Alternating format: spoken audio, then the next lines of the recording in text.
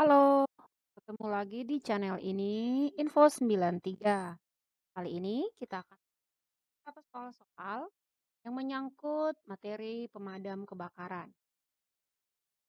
Oke, mari kita simak ya. Soal yang pertama, komponen jendela mana yang merupakan anggota horizontal terendah dari bingkai dan mendukung perangkat keras jendela?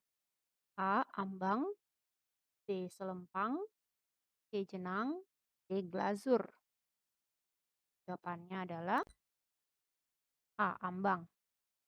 Lihat penjelasannya. Ambang jendela adalah komponen horizontal terendah dari bingkai jendela yang mendukung perangkat keras jendela dan berfungsi sebagai penutup bagian bawah jendela.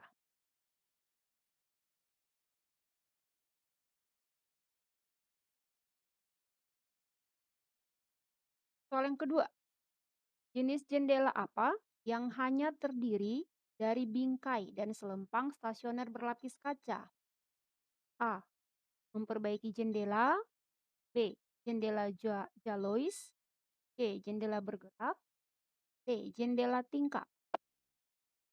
Jawabannya adalah D. Jendela tingkap. Kita lihat penjelasannya. Jendela tingkap ini umumnya terdiri dari bingkai dan selempang stasioner berlapis kaca.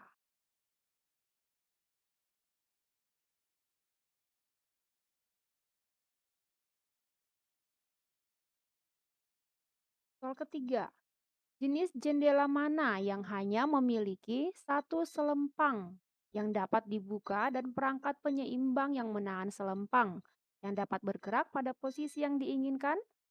A. Single hang window. B. Jendela gambar. C. Etalase. D. Jendela ganda digantung. Jawabannya adalah A. Single hung window.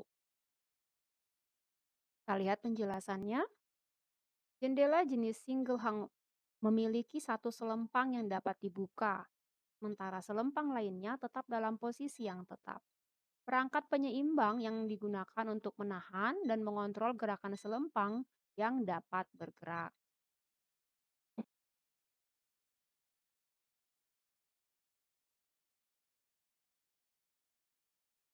Sebuah jendela yang memiliki satu atau lebih ikat pinggang berengsel dan menggunakan mekanisme engkol untuk membuka keluar dikenal sebagai A. Tenda, B. Jalois, C. Casement, D. Deadlight. Jawabannya adalah C. Casement. Lihat penjelasannya. Sebuah jendela casement memiliki satu atau lebih ikat pinggang berengsel dan menggunakan mekanisme engkol untuk membuka keluar.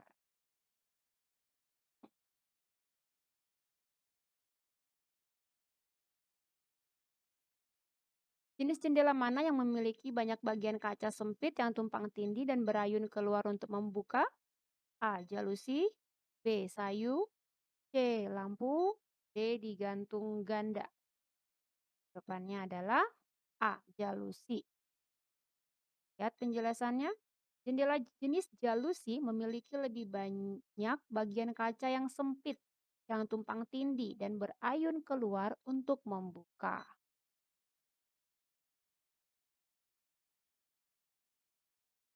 Soal selanjutnya, bagaimana bar atau pemanggang keamanan di jendela kemungkinan berdampak pada kebakaran dan keselamatan jiwa? A. Waktu akses yang lambat untuk petugas pemadam kebakaran. B. Menambah beban bahan bakar gedung. D. Kurangi jumlah cahaya yang tersedia. D. Memblokir penyebaran api antar bangunan. Jawabannya adalah A. Waktu akses yang lambat untuk petugas pemadam kebakaran. Kita lihat jawabannya, penjelasannya. Penambahan penghalang keamanan seperti bar atau pemanggang keamanan di jendela dapat menyebabkan keterlambatan dalam akses petugas pemadam kebakaran ketika diperlukan.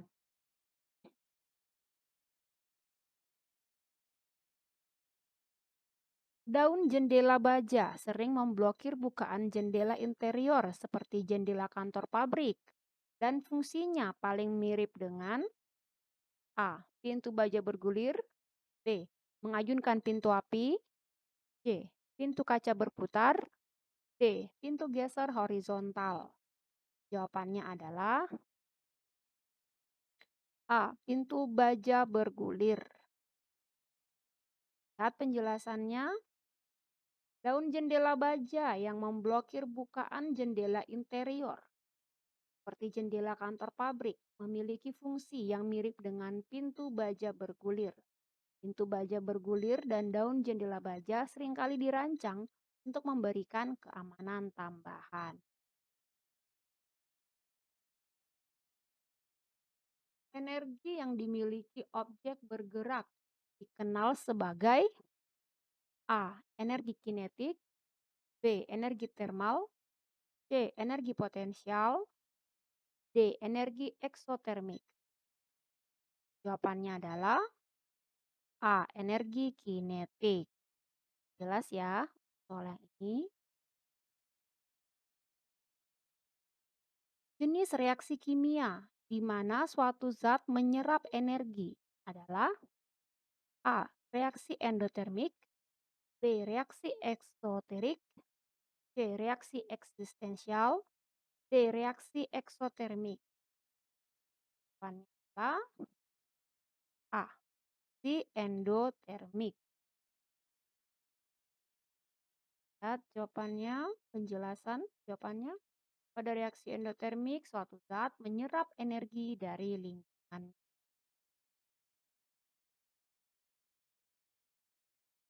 Model mana yang termasuk reaksi berantai kimia untuk menjelaskan pembakaran fasa gas api? A. Tetrahedron api. B. Segitiga api. C. Persegi panjang api. D. Api tetradiagonal. Jawabannya adalah A. Tetrahedron api. Soal selanjutnya, jenis pengapian apa yang terjadi tanpa panas eksternal atau nyala api yang membakar bahan bakar? A. Auto ignition. B. Pengapian piloted. C. Pengapian thermal. D. Pengapian independen. Jawabannya adalah A. Auto ignition.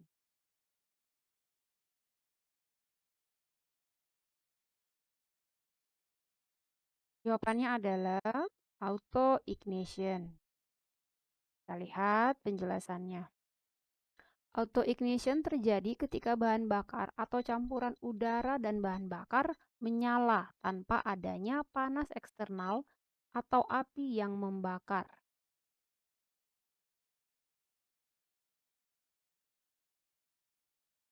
Soal selanjutnya, arang yang membara adalah contoh pembakaran titik-titik.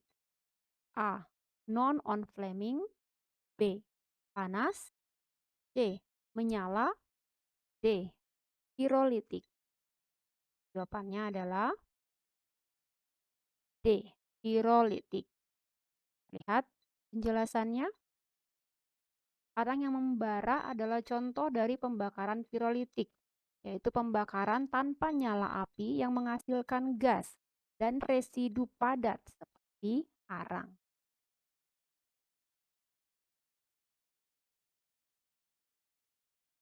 Ketika pasokan udara ke api terbatas, tingkat pembakaran tidak lengkap lebih tinggi, yaitu A.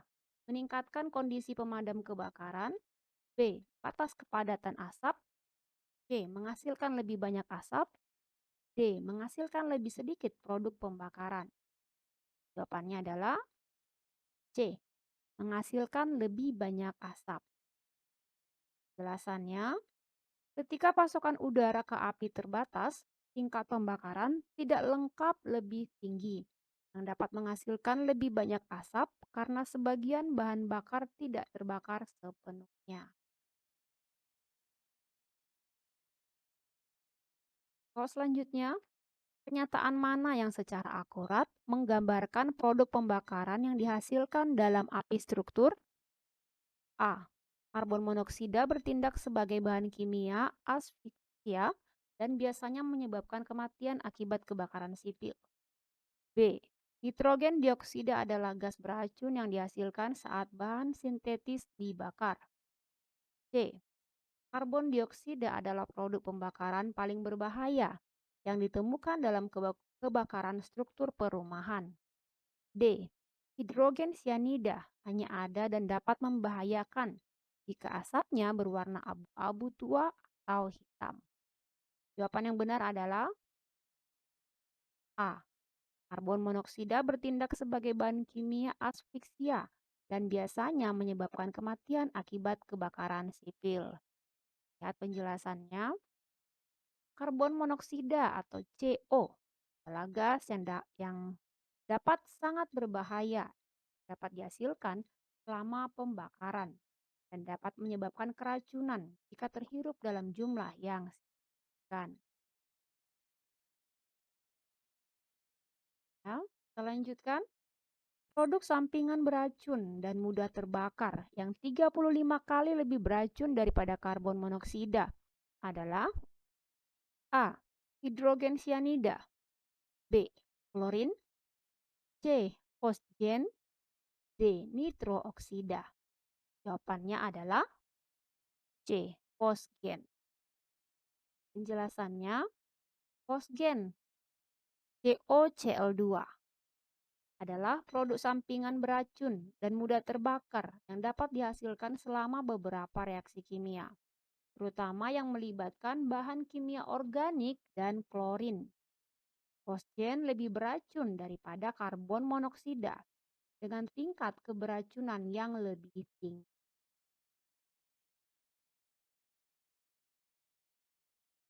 Di dalam api, gas akan selalu titik-titik. A. Pindah dari area bertekanan tinggi ke area bertekanan rendah. B. Tetap tenang dan bergerak sangat sedikit. C. Bergerak dalam jalur acak yang tidak dapat diprediksi. D. Pindah dari area bertekanan rendah ke area bertekanan tinggi. Jawabannya adalah A. Pindah dari area bertekanan tinggi ke area bertekanan rendah.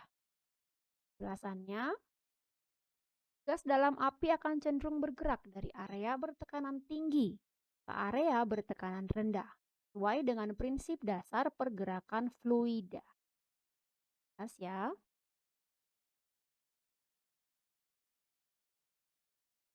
Istilah mana yang menggambarkan ukuran energi yang mengalir ke suatu area atau objek? A. Fluks panas, B. Suhu, C. Tingkat pembakaran, D. Tingkat pembuangan panas. Jawabannya adalah A. Fluks panas. Jelasannya, fluks panas adalah ukuran energi yang mengalir ke suatu area atau objek.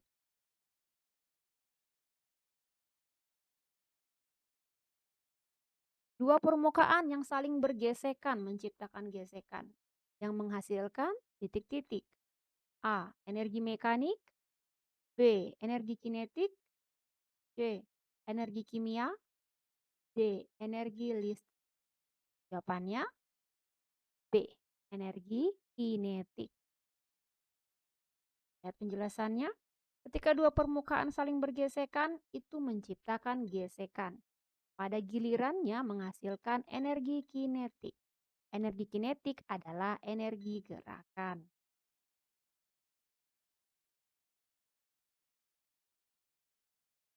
Materi apa yang paling tidak mampu mengantarkan panas? A. Udara, B. Baja, C. Tembaga, D. Beton. Jawabannya adalah A. Udara. Jelas ya untuk soal ini. Metode transfer panas mana yang terjadi ketika energi ditransfer oleh sirkulasi atau pergerakan cairan atau gas? A. Konveksi, B. Pirolisis. C. Radiasi. D. Konduksi.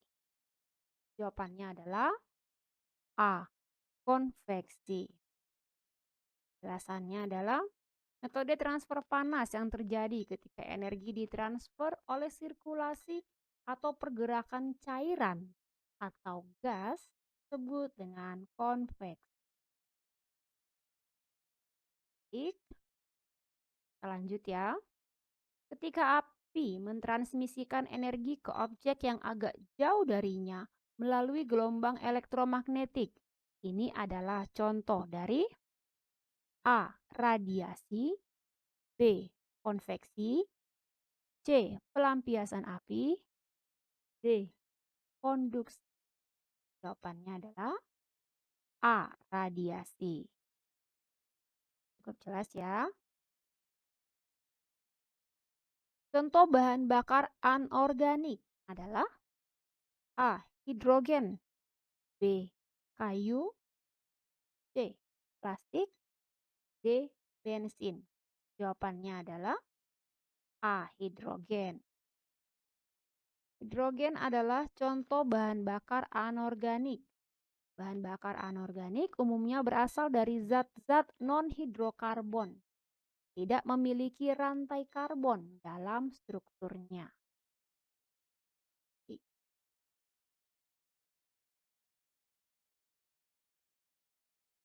Agar pembakaran menyala, bahan bakar harus A. Dalam kondisi gas. B. Dalam kondisi cair. C. Sebuah solid dengan rasio massa permukaan ke rendah. D. Sebuah solid dengan rasio permukaan ke massa yang tinggi. Jawabannya adalah A. Dalam kondisi gas. Untuk pembakaran menyala, bahan bakar harus berada dalam kondisi gas, dapat mencampur dengan oksigen udara untuk membentuk campuran yang dapat terbakar.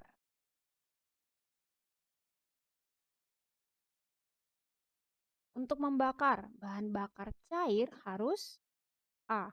Menguap. B. Pirolisasi. C. Memiliki gravitasi spesifik kurang dari 1. D. Memiliki gravitasi spesifik lebih dari 1. Jawabannya adalah A. Menguap. Alasannya, untuk membakar, bahan bakar cair harus menguap menjadi bentuk gas. Proses penguapan ini memungkinkan bahan bakar untuk membentuk campuran yang dapat terbakar dengan oksigen udara hingga pembakaran dapat terjadi.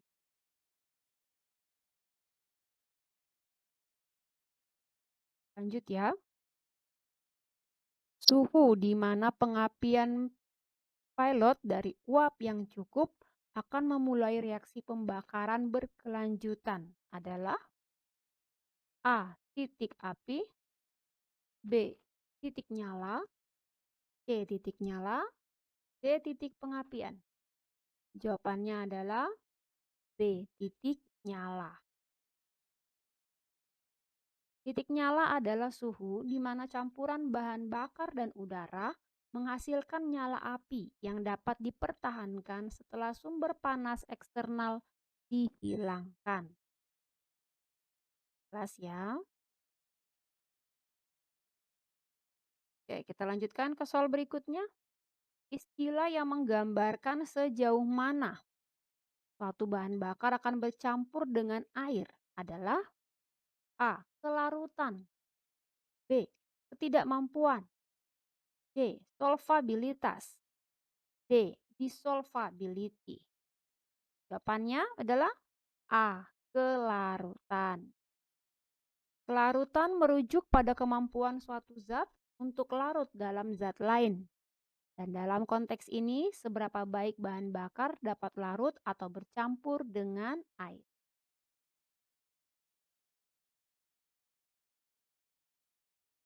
Pirolisis terjadi ketika titik-titik.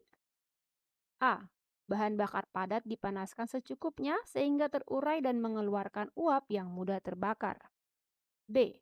Bahan bakar dalam kondisi apapun mencapai suhu penyalaan otomatisnya. C. Bahan larut bercampur dengan pelarut polar dan menyala. D. Gas yang mudah terbakar didinginkan ke titik di mana ia tidak dapat menyala. Jawabannya adalah A.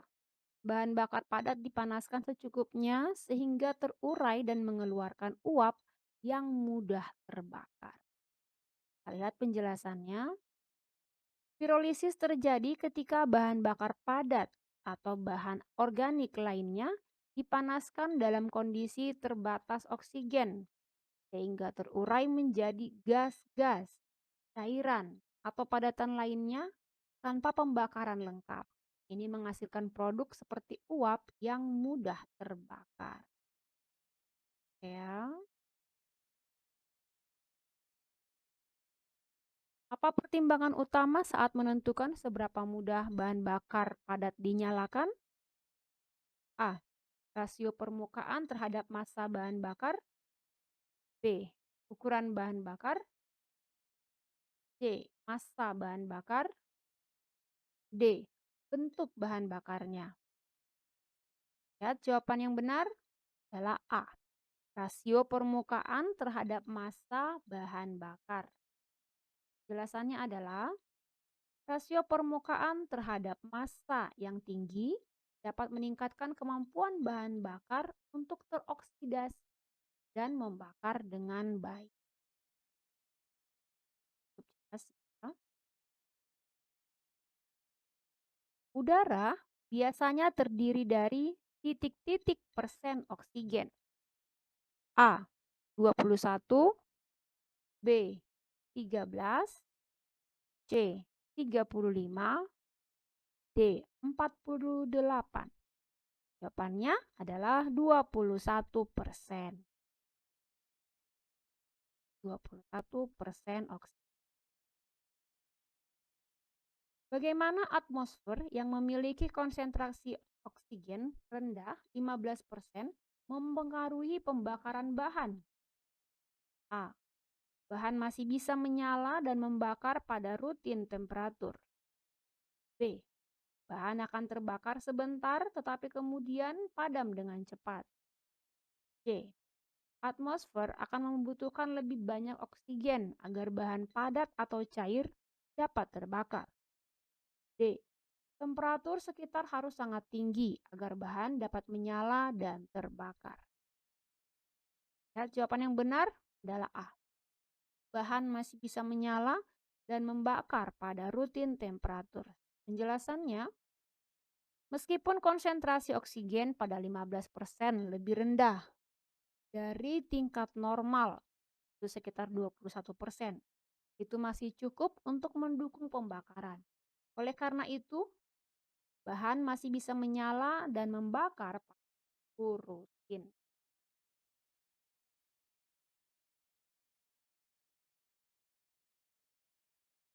Yang merupakan pernyataan benar tentang kebakaran dalam suasana yang diperkaya oksigen adalah A. Bahan yang terbakar pada tingkat oksigen normal akan terbakar lebih intens di atmosfer yang kaya oksigen. B. Kebakaran di atmosfer yang diperkaya oksigen lebih mudah dipadamkan daripada kebakaran di tingkat oksigen yang lebih rendah. C. Bahan berbasis minyak bumi akan padam sendiri saat dinyalakan di atmosfer yang diperkaya oksigen. D. Bahan yang terbakar pada kadar oksigen normal akan terbakar kurang intens di atmosfer yang diperkaya oksigen. Jawaban yang benar adalah A. Bahan yang terbakar pada tingkat oksigen normal akan terbakar lebih intens di atmosfer yang kaya oksigen. Jelasannya adalah atmosfer yang diperkaya oksigen dapat meningkatkan intensitas pembakaran karena ketersediaan oksigen yang lebih besar untuk mendukung reaksi kimia pembakaran.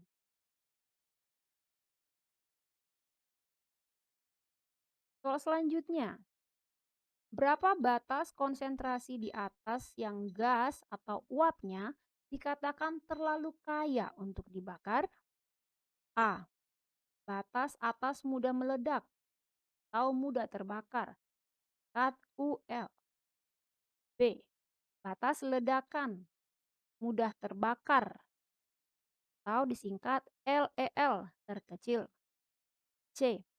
Lebih dari batas eksplosif atau mudah terbakar OEL. D. Batas ledakan mudah terbakar atau LEL lebih rendah. Jawabannya adalah A. Batas atas mudah meledak atau mudah terbakar, tingkat UEL. Lihat penjelasannya. Batas atas UEL adalah konsentrasi tertinggi dari gas atau uap dalam udara. Di atas yang campuran gas dan udara tidak dapat terbakar atau meledak.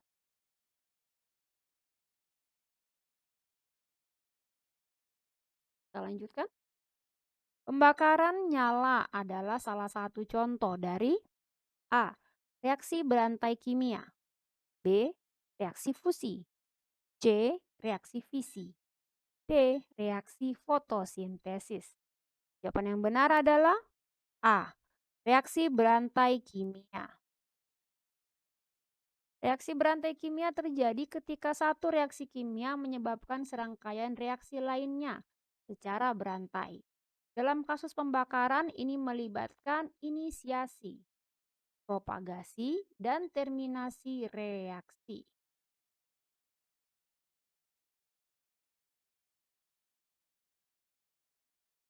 Soal selanjutnya, apa yang terjadi ketika agen pemadam mengganggu reaksi berantai kimia dan menghentikan pembakaran? A. Penghambatan nyala kimia. B. Sublimasi. C. Autoignition. D. Reaksi oksidasi tidak stabil.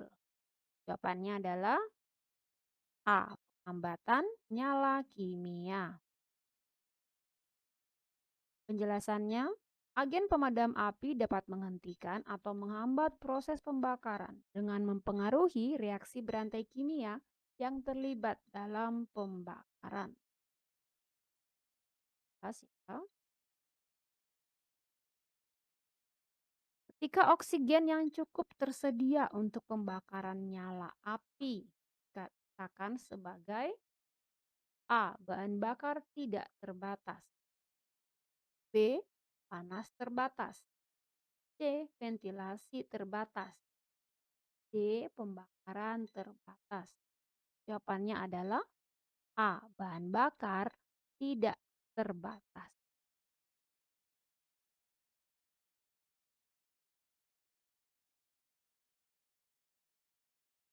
Dalam api terbatas ventilasi, panas dan pertumbuhan dibatasi oleh A. Jumlah oksigen yang tersedia untuk api. B. Bahan bakar yang tersedia di kompartemen api. C. Bahan bakar yang tersedia di kompartemen yang berdekatan. D. Jumlah karbon monoksida yang tersedia untuk api. Jawabannya adalah A. Jumlah oksigen yang tersedia untuk api. Kita lihat penjelasannya ya. Ventilasi yang terbatas dapat menghambat pasokan oksigen, mempengaruhi pembakaran, dan menyebabkan pembentukan produk pembakaran yang tidak lengkap.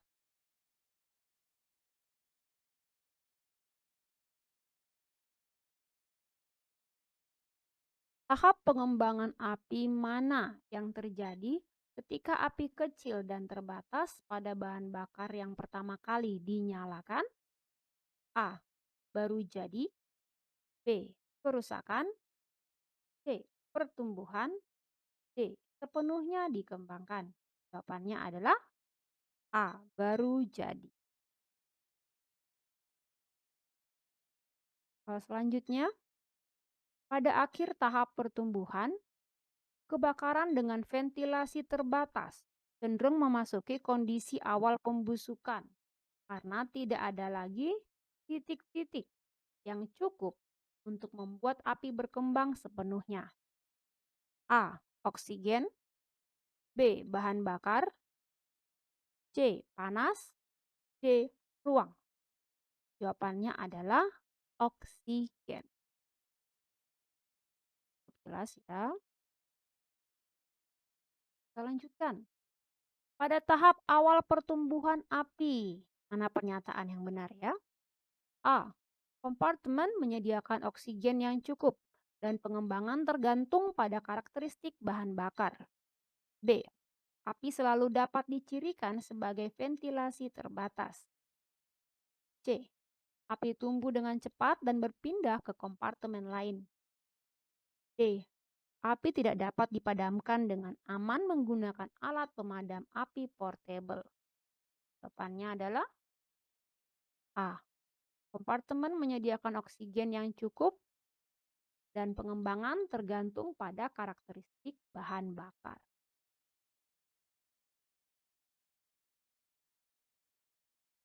Ketika api menghirup udara dari sekitarnya, ini dikenal sebagai A.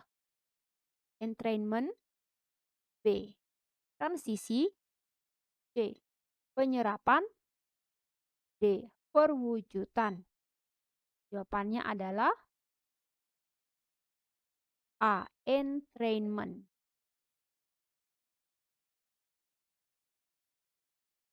Area di sekitar sumber panas, tempat udara yang cukup tersedia untuk memberi makan api adalah zona titik-titik. A. Pembakaran. B. Api. C. Permulaan. D. Entrainment. Jawabannya adalah A. Pembakaran.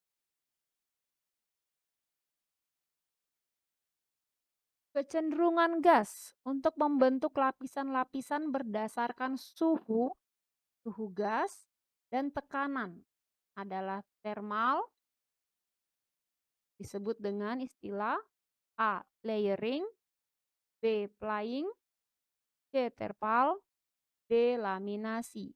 Jawabannya adalah layering.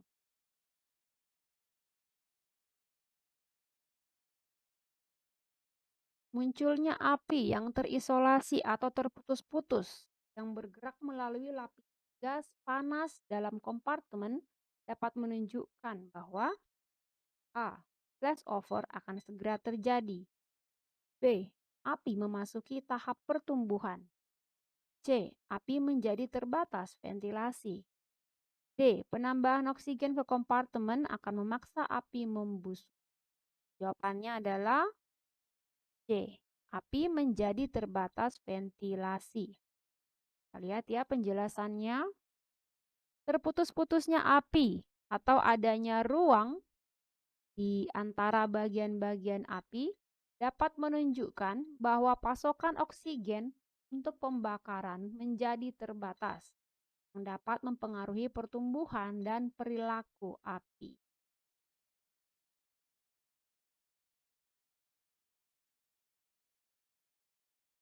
Antarmuka antara lapisan gas panas dan lapisan udara pendingin dalam api kompartemen dikenal sebagai A. Pesawat netral. B. Tingkat keseimbangan netral. C. Zona tekanan netral. D. Antarmuka tekanan netral. Jawabannya adalah A. Pesawat netral. Soal selanjutnya, sementara kompartemen tertutup mengurangi laju pelepasan api. Bahan bakar mungkin terus melakukan pirolisasi yang titik-titik. A. Menciptakan asap kaya bahan bakar. B. Mengurangi produksi asap. C. Secara bertahap meningkatkan laju pelepasan panas. D. Menghasilkan asap yang terlalu kaya untuk dinyalakan. Jawabannya adalah A. Menciptakan asap kaya bahan bakar. Kita lihat penjelasannya. Pirolisis di sini adalah proses penguraian bahan bakar padat menjadi gas, uap, dan zat-zat yang dapat terbakar, termasuk asap.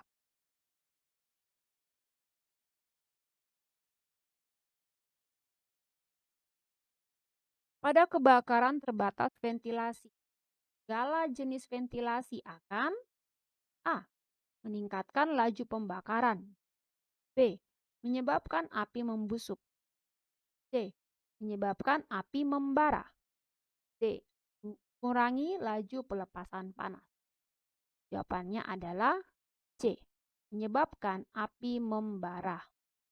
Alasannya adalah pada kebakaran terbatas ventilasi, segala jenis ventilasi dapat menyebabkan api membara atau kondisi di mana pembakaran menjadi terbatas karena adanya pasokan oksigen yang terbatas.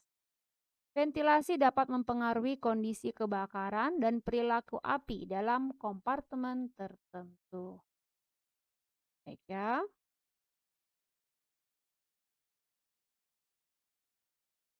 Ketika flashover terjadi, titik A. Bahan dan gas yang mudah terbakar di kompartemen menyala hampir secara bersamaan. B. Laju pelepasan panas api mulai berkurang. C. Lapisan termal gas menjadi lebih jelas terlihat. D.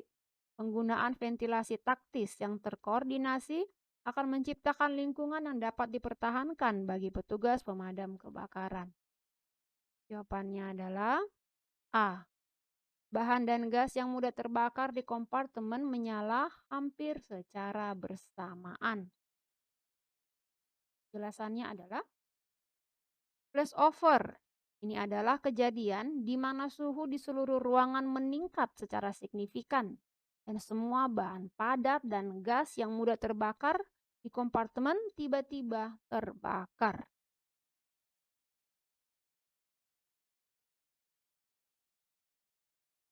Ketika gas api yang tidak terbakar yang menumpuk di bagian atas kompartemen dinyalakan dan api merambat melalui lapisan gas panas atau melintasi langit-langit.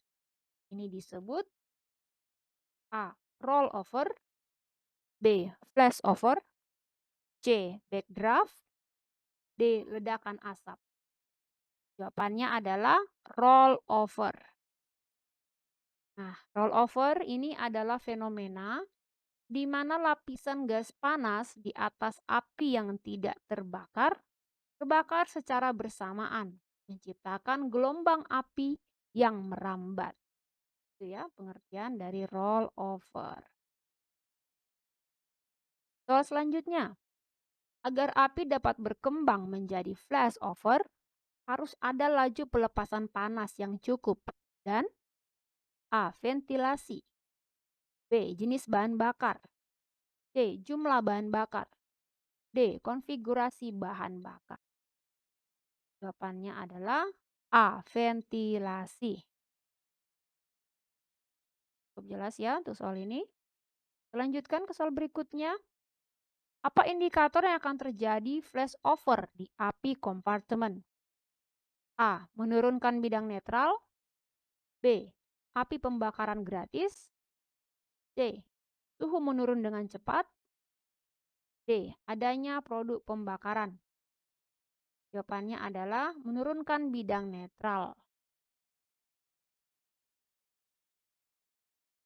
Api kompartemen terbatas ventilasi dapat menghasilkan volume besar asap yang mudah terbakar dan gas-gas lainnya karena A. Pembakaran tidak lengkap, B. Oksidasi yang dipercepat, C. Kurangnya sumber penyalaan, D. Sebuah kelebihan oksigen di udara. Jawabannya adalah A. Pembakaran yang tidak lengkap. Penjelasannya adalah api kompartemen terbatas ventilasi dapat menghasilkan volume besar asap yang mudah terbakar dan gas-gas lainnya karena pembakaran tidak lengkap. Pembakaran tidak lengkap terjadi ketika pasokan oksigen terbatas, sehingga tidak semua bahan bakar dapat terbakar sepenuhnya, menghasilkan produk-produk pembakaran seperti asap dan gas-gas yang dapat terbakar.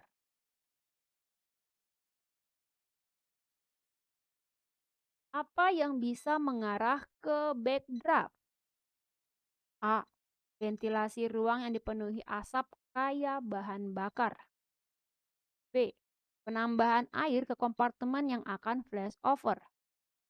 C. Membiarkan api terbatas bahan bakar untuk membakar dirinya sendiri tanpa intervensi apapun. D. Menutup pintu ke kompartemen dengan api terbatas ventilasi di dalamnya. Jawaban yang benar adalah A. Ventilasi ruang yang dipenuhi asap kaya bahan bakar. Nah, penjelasannya, ventilasi ruang yang dipenuhi asap kaya bahan bakar dapat mengarah ke backdraft. Backdraft terjadi ketika kompartemen yang terisi dengan asap dan gas yang mudah terbakar mendapatkan pasokan oksigen yang tiba-tiba. Ciptakan kondisi yang mendukung pembakaran cepat dan intens.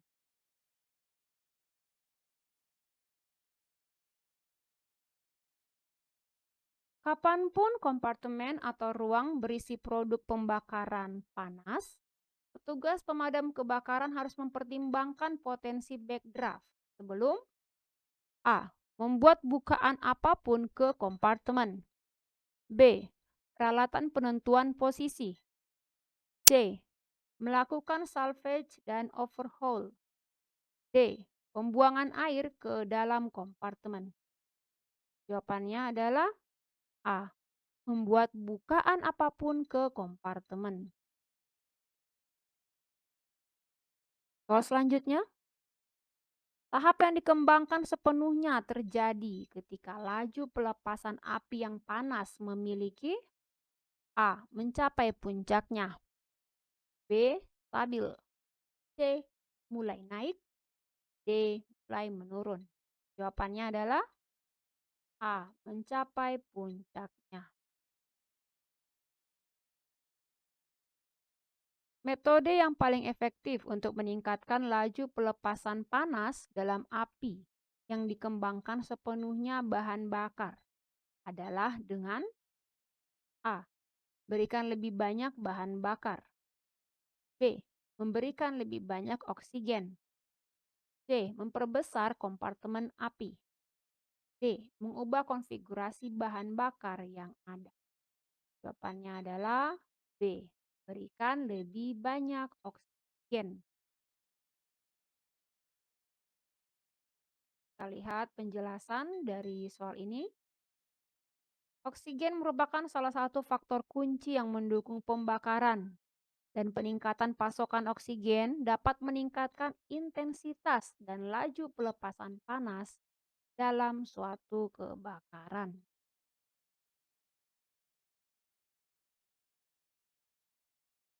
Menambahkan titik ventilasi ke api kompartemen yang terbatas ventilasi akan mengakibatkan A. Tambahan oksigen yang memungkinkan api tumbuh. B. Menghasilkan flashover langsung. C. Memiliki dampak terbatas pada pertumbuhan api. D. Menghasilkan suasana yang lebih dapat dipertahankan bagi petugas pemadam kebakaran. Jawaban yang benar adalah A. Tambahan oksigen yang memungkinkan api tumbuh. Soal selanjutnya, pernyataan manakah tentang kebakaran kompartemen terbatas ventilasi yang benar? A. Adalah tidak mungkin untuk membuat bukaan yang cukup di kompartemen untuk mentransisikan api dari kondisi ventilasi terbatas ke kondisi terbatas bahan bakar. B. Kebakaran dengan ventilasi terbatas dan berkembang penuh menghadirkan sedikit risiko bagi petugas pemadam kebakaran. C. Taktik teraman untuk digunakan adalah membuat bukaan sebanyak mungkin untuk mengurangi suhu di dalam kompartemen. D. Untuk mengalihkan api ke bahan bakar terbatas, air harus dialirkan dari luar melalui lubang ventilasi. Jawaban yang benar adalah A. Adalah tidak mungkin untuk membuat bukaan yang cukup di kompartemen untuk mentransisikan api dari kondisi ventilasi terbatas ke kondisi terbatas bahan bakar. Lihat penjelasannya. Pernyataan ini mencerminkan kenyataan bahwa membuat bukaan yang cukup besar untuk mentransisikan api dari kondisi ventilasi terbatas ke kondisi terbatas bahan bakar dapat menjadi tugas yang sulit dan berisiko tinggi. Bukaan yang tidak tepat dapat mempengaruhi secara negatif kondisi kebakaran dan keselamatan petugas pemadam kebakaran. Ketika api kehabisan bahan bakar atau oksigen yang tersedia, itu adalah A. Pada tahap pembusukan. B. Tidak bisa tumbuh lagi. C. Dalam tahap berkembang penuh. D. Tidak lagi dapat membahayakan petugas pemadam kebakaran. Jawaban yang benar adalah B. Tidak bisa tumbuh lagi. Lihat penjelasannya ya. Ketika api kehabisan bahan bakar atau oksigen yang tersedia, itu tidak bisa tumbuh lagi. Kondisi ini mencerminkan fase akhir kebakaran, di mana api padam karena tidak ada lagi bahan bakar atau oksigen yang cukup untuk mendukung pembakaran. Sekali ya. Dalam api, struktur terdiri dari aliran udara sekitar dan gas panas yang mengalir keluar dari knalpot. Disebut A. Jalur arus, B. Urutan pertumbuhan, C. Aliran dua arah, D. Sumber tekanan. Jawabannya adalah C. Aliran dua arah. Lihat penjelasannya. Istilah aliran dua arah hal ini mencerminkan kompleksitas pergerakan udara dan gas panas dalam sebuah struktur saat terjadi kebakaran. Nah, ini sebagai soal terakhir ya untuk di sesi kali ini. Faktor mana yang mempengaruhi efektivitas jalur aliran untuk mengangkut udara sekitar ke seluruh kompartemen? A. Ukuran lubang ventilasi. B. Jenis bahan bakar yang terlibat dalam kebakaran. C. Jumlah panas yang dihasilkan. D. Tahap di mana api menyala. Jawabannya adalah ukuran lubang ventilasi. Nah, kita lihat penjelasannya. Ukuran lubang ventilasi akan mempengaruhi seberapa banyak udara yang dapat masuk atau keluar dari suatu area. Dan hal ini dapat berdampak pada pergerakan udara dalam suatu struktur selama kebakaran. Ya baik, sampai di sini dulu teman-teman pembahasan soal-soal kita untuk pemadam kebakaran. Mungkin di lain waktu kita bisa sambung kembali. Semoga pembahasan ini bermanfaat untuk teman-teman yang akan tes pada waktu yang berdekatan ini. Dan semoga sukses. Terima kasih.